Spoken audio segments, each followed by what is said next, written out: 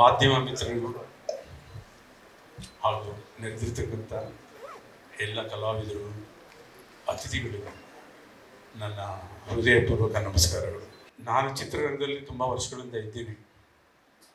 ಮಾಧ್ಯಮದವರು ಯಾವಾಗಲೂ ನಮ್ಮನ್ನು ಉತ್ತೇಜಿಸ್ತಾ, ಆಶೀರ್ವಾದ ಮಾಡ್ತಾ, ಅವರ ಸಹಕಾರಗಳನ್ನು ಕೊಡ್ತಾ ಇದುವರೆಗೂ ಕಾಪಾಡಿದ್ದಾರೆ.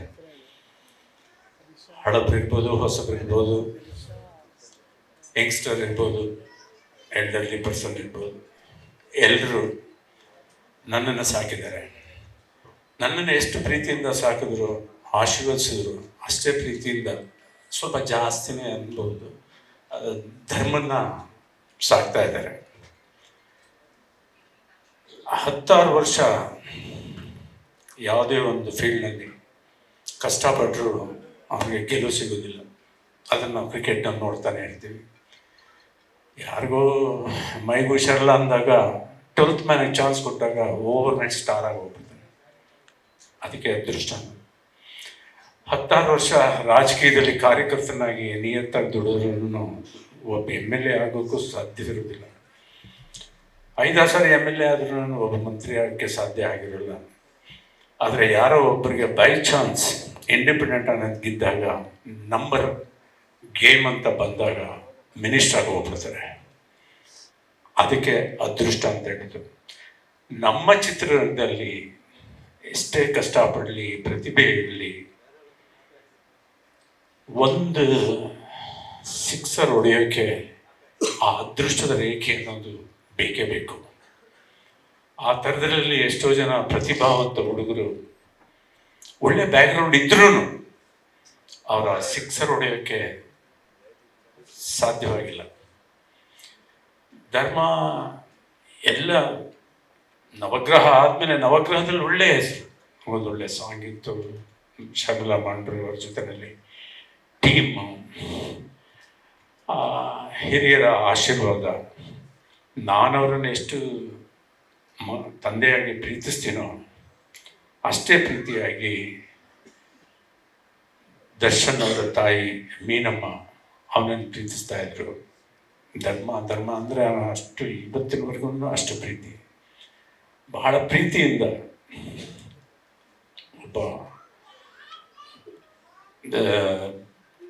ಹೀರೋ ಆಗಿದ್ರೂ ಧರ್ಮನ ಅಷ್ಟೇ ಗೌರವ ಕೊಟ್ಟು ಪ್ರೀತಿಯಿಂದ ತನ್ನ ಸ್ವಂತ ತಮ್ಮನ ಥರ ದರ್ಶನ್ ಇರ್ಬೋದು, ದಿನಕರ್ ಇರ್ಬೋದು, ಅವನನ್ನು ಅಲ್ಲಿ ಬೆಳೆಸಿದ್ರು. ಭಾಳ ಒಳ್ಳೆಯ ಹೆಸರು ಬಂತು. ನಂತರ ಹಲವಾರು ಚಿತ್ರಗಳನ್ನು ಮಾಡಿದ, ನೀವೆಲ್ಲ ಪ್ರೀತಿಸಿದ್ದೀರ, ಎಲ್ಲ ಮಾಡಿದ್ರೆ. ಆದರೆ ನಾನು ಹೇಳಿದಾಗೆ ಆ ಸಿಕ್ಸರ್ ಹೊಡೆಯೋಕ್ಕೆ ಒಂದು ಕಾಲ ಬರಬೇಕು. ನನಗನ್ಸುತ್ತೆ ಆ ಕಾಲ ಸಿಕ್ಸರ್ ಹೊಡೆಯೋ ಕಾಲ ಈಗ ಬಂದಿದೆ ಅಂತ ಹೇಳಿ. ಯಾಕಂದರೆ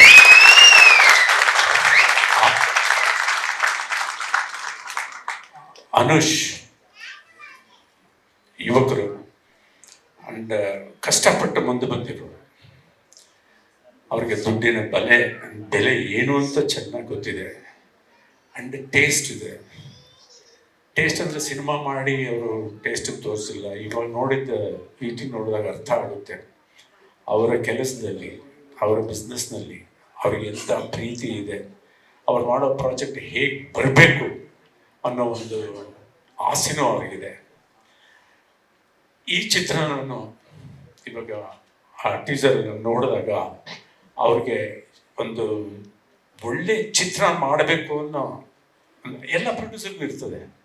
ಯಾವ ಪ್ರೊಡ್ಯೂಸರ್ನು ಎಲ್ಲ ಗೆಸ್ಟನ್ನು ಕರೆದು ದೇವರ ಫೋಟೋಗಳನ್ನೆಲ್ಲ ಇಟ್ಟು ಮುಹೂರ್ತ ಮಾಡಿ ಆರತುರಾಯಿಗಳನ್ನ ಕೊಟ್ಟು ನಾನೊಂದು ಕೆಟ್ಟ ಪಿಕ್ಚರ್ ಮಾಡೋಕ್ಕೆ ಬರ್ತಿದ್ದೀನಿ ಅಂತ ಯಾರು ಹೇಳಲ್ಲ, ಯಾರು ಬರೋಲ್ಲ.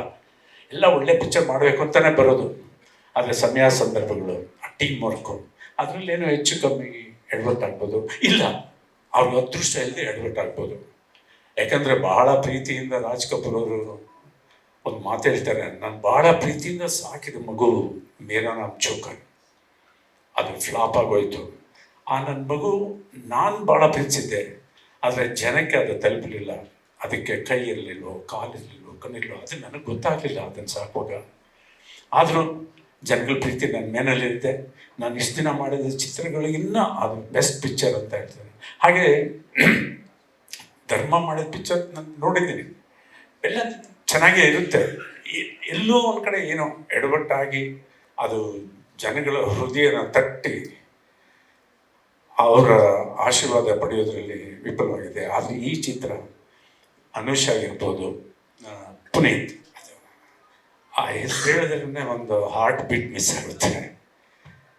ಅಷ್ಟೇ ನಿಯತ್ತಾಗಿ ಕೆಲಸ ಮಾಡಿ, ತಂದೆ ತಾಯಿ ನೆನೆಸ್ಕೊಂಡು ಬೆಳಿಗ್ಗೆ ಎದ್ದ ತಕ್ಷಣ ಸ್ಕ್ರಿಪ್ಟ್ ಮುಟ್ಟೋಕೆ ಮುಂಚೆ ತಂದೆ ತಾಯಿ ಫೋಟೋ ನೋಡಿ ಆಶೀರ್ವಾದ ತಗೊಂಡು ಮಾಡಿ ದೇವರು ಒಳ್ಳೇದು ಮಾಡ್ತಾನೆ. ಈ ಚಿತ್ರರಂಗದಲ್ಲಿ ಯಾರು ಯಾವಾಗ ಏನಾಗ್ತಾರೆ ಅಂತ ಹೇಳೋಕೆ ಬರಲ್ಲ. 16 ವರ್ಷ ಕಷ್ಟಪಟ್ಟಂಥ ಕಲಾವಿದರಿರ್ಬೋದು, ತಂತ್ರಜ್ಞರಿರ್ಬೋದು, ಒಂದು ಒಳ್ಳೆ ಚಿತ್ರದಿಂದ ಓವರ್ನೈಟ್ ಸ್ಟಾರ್ ಆಗೋಗ್ಬಿಡ್ತಾರೆ. ಅದಿರೋದು ಈ ನಮ್ಮ ಫೀಲ್ಡ್ನಲ್ಲಿ. ಇದು ಆದರೆ ಒಂದು ನಿಯತ್ತಾಗಿ ನಾನು ದುಡಿತೀನಿ ಅನ್ನೋ ನಿಯತ್ತಿರಬೇಕು. ಹಗಲು ರಾತ್ರಿ ಅದರ ಬಗ್ಗೆನೇ ಯೋಚನೆ ಮಾಡ್ತಿರ್ಬೇಕು. ಯಾಕಂದರೆ ನಾವು ಸಿನಿಮಾದವರಿಗೆ ಒಂದು ಸಾರಿ ಇಲ್ಲಿ ಬಂದು ಇಡ್ಲಿ ವಡೆ ತಿಂದುಬಿಟ್ರೆ ಬೇರೆ ಯಾವ ಕೆಲಸ ಮಾಡೋಕ್ಕೂ ಬರಲ್ಲ. ನಾವು ಅಷ್ಟು ಪ್ರೀತಿಸ್ತೀವಿ.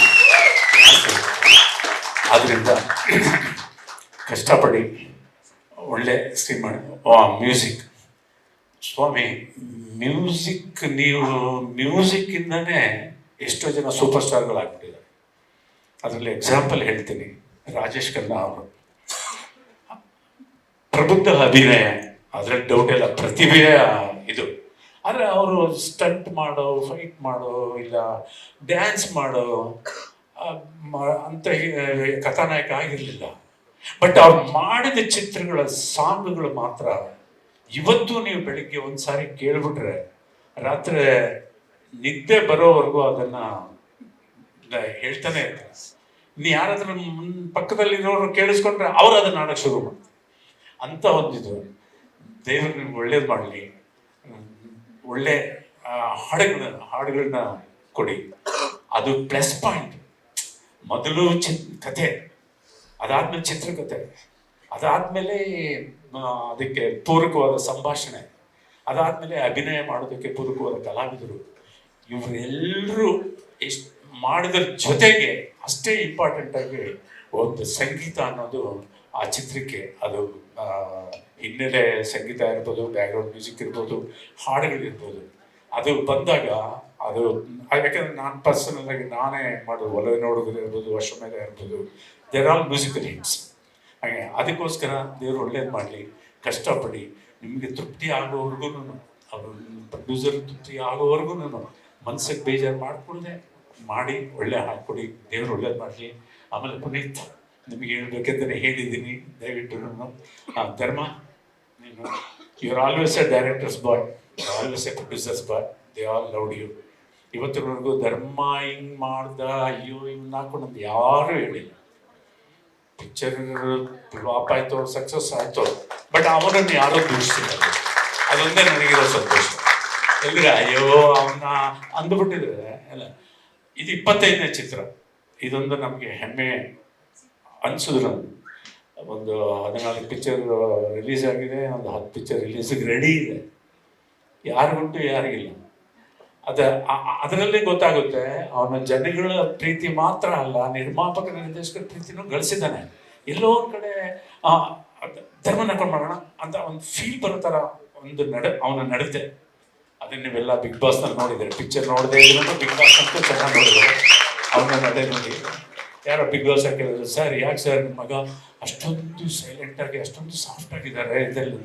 ಇಲ್ಲಪ್ಪ, ಅವ್ನು ಬಿಗ್ ಬಾಸ್ ಹೋಗ್ತಾನೆ ಅಂತ ಗೊತ್ತಿಲ್ಲ, ನಾನು ಧರ್ಮ ಅಂತ ಹೆಸರಿರ್ತಿರ್ಲಿಲ್ಲ, ದುರ್ಯೋಧನ ಅಂತ ಇಡ್ತಾ ಇದ್ದೆ, ನನಗೆ ಗೊತ್ತಾಗಿಲ್ಲ ಅಂತ ಹೇಳ್ತಾರೆ. ಆ ರೀತಿ ಅವನು ಬೆಳೆದು ಬಂದ ವಾತಾವರಣ. ನನ್ನ ಮಗಳು ಇಲ್ಲೇ ಇದ್ದಾರೆ. ನಾವು ಮದುವೆ ಆದಾಗ ನಾನು ನಮ್ಮ ಶ್ರೀಮತಿಯವರು ಒಂದೇ ಇದು ಮಾಡಿದ್ದು, ಎರಡೇ ಮಕ್ಕಳು ಸಾಕು, ಅದು ಗಂಡಾಗಲಿ ಹೆಣ್ಣಾಗಲಿ, ಅದಕ್ಕೆ ಸತ್ಯ ಧರ್ಮ ಅಂತ ಹೆಸರಿಡಬೇಕು ಅಂತ ಹೇಳ್ಬಿಟ್ಟು. ಯಾಕಂದರೆ ಅಟ್ಲೀಸ್ಟ್ ಅವ್ರು ನೋಡ್ಕೊಂಡಾದ್ರೂ ನಾವು ಆ ಧರ್ಮದ ದಾರಿಯಲ್ಲಿ ಹೋಗದೇ ಇರಲಿ, ಅಸತ್ಯವಾಗಿ ನಡ್ಕೊಳ್ತೇ ಇರಲಿ ಅನ್ನೋ ಥರ ಅಂತ ಹೇಳಿ. ಅದಕ್ಕೆ ಒಳ್ಳೆ ಕಾಲ ಬರುತ್ತೆ, ಪ್ರತಿಯೊಬ್ಬರಿಗೂ ಬರುತ್ತೆ. ಸಹನೆ ಇರಬೇಕು. ನಮ್ಮ ಚಿತ್ರರಂಗದಲ್ಲಿ ತಾಳ್ಮೆ ಇರಬೇಕು, ಸಹನೆ ಇರಬೇಕು.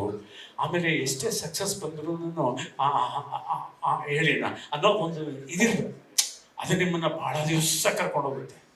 ಇಲ್ಲ ಅಣ್ಣವ್ರು ಹೇಳಿದ ಮಾತು, ನಾನು ಅವರು ಶೂಟಿಂಗ್ ಮಾಡುವಾಗ ಕುಂತ್ಕೊಂಡು ಮಾತಾಡ್ಬೇಕಾದ್ರೆ ಒಂದು ಮಾತು ಹೇಳಿದ್ರು, ಕೀರ್ತಿಯವ್ರಿಗೆ ನಮ್ಮ ಚಿತ್ರರಂಗ ಹೆಂಗಂದರೆ ಏಣಿ ಹತ್ತುತ್ತಾ ಮೇಲೆ ಹೋಗ್ತಾ ನಾವು ಬಗ್ಗಿ ಹೋಗ್ಬೇಕು, ಬ್ಯಾಲೆನ್ಸ್ ಸಿಗುತ್ತೆ. ನಾನು ಮೇಲೆ ಬಂದ್ಬಿಟ್ಟೆ ಅಂದ್ರೆ ಏಣಿ ಜೊತೆಲಿ ಬಿದ್ದೋಗ್ಬಿಡ್ತೀವಿ ನಾವು. ಎಂಥ ಸತ್ಯವಾದ ಮಾತು. ಆ ರೀತಿ ಸಕ್ಸಸ್ ಬರಲಿ ಬರದೇ ಇರಲಿ, ನಡತೆ ಬಂದಾಗ ನಾವು ಇಂಡಸ್ಟ್ರಿ ಬಂದಾಗ ಹೇಗಿದ್ವು ಅದೇ ರೀತಿ ನಡ್ಕೊಂಡಲ್ಲ. ಭಗವಂತನ ಮನೆಯಲ್ಲಿ ದೇರ್ ಹೇ ಮಗರ ಅಂಧೇರ್ ಹೇ ಅಂತ ಹಿಂದಿನಲ್ಲಿ ಹೇಳ್ತಾರೆ. ಅವ್ನು ಯಾವತ್ತೂ ನಿಯತ್ತಾದವ್ರು ಕೈ ಬಿಡೋಲ್ಲ, ಕೈ ಹಿಡಿತಾನೆ ಅಂತ ಹೇಳ್ತಾ ನಿಮಗೆಲ್ಲ ಒಳ್ಳೆಯದಾಗಲಿ. ಇವತ್ತು 25ನೇ ಚಿತ್ರ, 25 ದಿನ ಮಾಡೋ ಇದು ಮಾಡೋದೇ ಭಾಳ ಕಷ್ಟ ಆಗಿದೆ. ಫಂಕ್ಷನ್ ಮಾಡೋದು 25 ವಾರದ ಫಂಕ್ಷನ್ ಆಗಲಿ ಅಂತ ನಾನು ಭಗವಂತನಲ್ಲಿ ಬೇಡ್ತಾ ಎಲ್ರಿಗೂ ಹೊಸ ವರ್ಷದ ಶುಭಾಶಯಗಳನ್ನು ಇನ್ನು ಅಡ್ವಾನ್ಸ್. 25 ಭಾಳ ಕಷ್ಟಪಟ್ಟಿದೆ. ರೈತರಿಗೆ ಇರ್ಬೋದು, ಅಕಾಲಿಕ ಮಳೆಗಳು, ಅಲ್ಲಿ ಇಲ್ಲಿ ಗಲಾಟೆಗಳು, ಅಲ್ಲಿ ಇಲ್ಲಿ ಇದು ವಾರ್ಗಳು, ಇವನ್ನೆಲ್ಲ ನೋಡಿದ್ದೀವಿ. 26 ಇದೆಲ್ಲ ಮರೆತು ಸುಗಮವಾದ ಜೀವನ ನಡೆಸೋಕೆ ಭಗವಂತ ಕರುಣಿಸಲಿ ಅಂತ ಬೇಡ್ತಾ ನನ್ನ 2 ಮಾತು ಮುಗಿಸ್ತಾ ಇದ್ದೀನಿ. All the best. God bless.